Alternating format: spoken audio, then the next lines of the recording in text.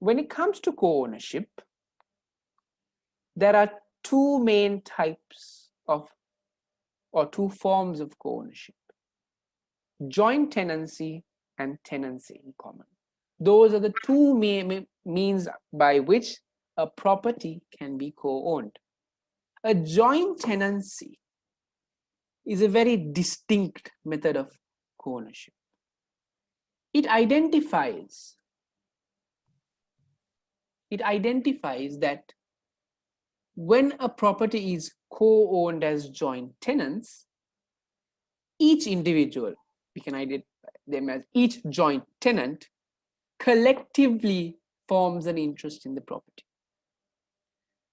Let's say Vicky, Megan, Erica, and Steve acquire a property to co-own it amongst the four of themselves. If they create a joint tenancy, that means all four of them have a collective interest. When your interest is collective, Vicky, can you say you own this much? I have this much of interest in the property. I have this much of a share.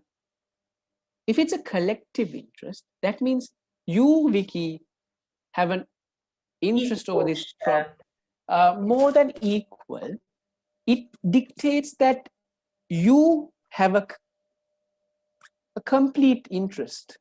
You have a complete interest over the property. So does Megan, so does Erica, so does Steve.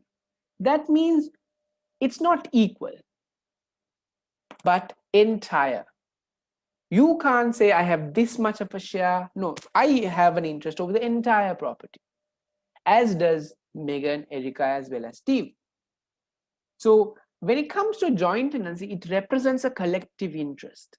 No one can say I have this much, I have a better interest than you, I have a broader interest than you. Nothing like that. All have a collective interest, means all share the same exact interest over the property. So when it comes to a joint tenancy, will there be shares involved then? Clearly not. Each person has the same right as another. When it comes to joint tenancy, the main characteristic that we look into is what you call the doctrine of survivorship.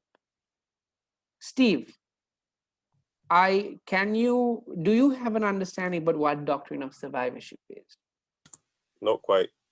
I'm just Vicky, catching up, really. Vicky, Megan, have any idea of what the doctrine of survivorship is? It's where if I passed away, then all of it would directly go to my husband. If your husband was yes, whom? Say we were both the co-owners or both joint tenants, yes. and it would automatically go straight to him. So your interest, what happens to your interest? What happens? It perishes when you are no more. I'm no more because I'm not here anymore, but he would then take on the surviving owner will absorb the entirety, isn't it? So hypothetically, there's A, B, C, and D.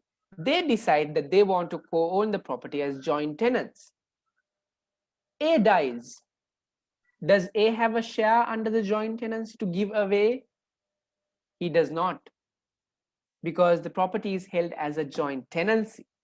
So therefore, with him perishes his interest.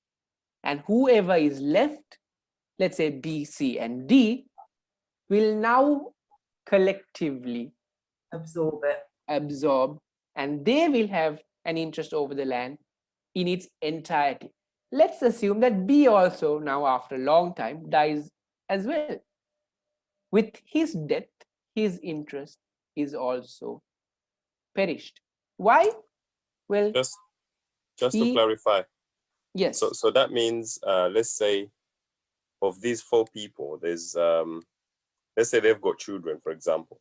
They can't pass their interest to their children under these circumstances. Yes, if the property is held by way of a joint tenancy, there is no significant interest that is allocated per person. The interest is collective.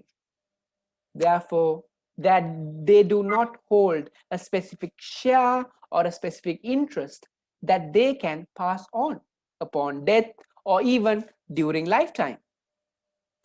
Right. So in that circumstances, now we are now from 4 to 2, we have passed off the interest. Now let's say now only C and D is remaining. Now up until now, when A died, A's interest was absorbed by B, C and D. When B died, B's interest is also absorbed by C and D. But what happens when C dies? When C dies, there's only one person left. Now, is there a requirement for a co-owned property when there's only one person? That person now is not a co-owner, but the sole owner of the property. Unlike the others who perished and their interest perished, the sole owner, the survivor, the sole survivor, acquires the property for himself. And he, upon the co-owned property, the co-ownership coming to an end, now he himself as a sole owner can do whatever he wants. He can sell it during his lifetime, he can leave it in his will to his children, whatever he wants. But this is only for the last surviving owner.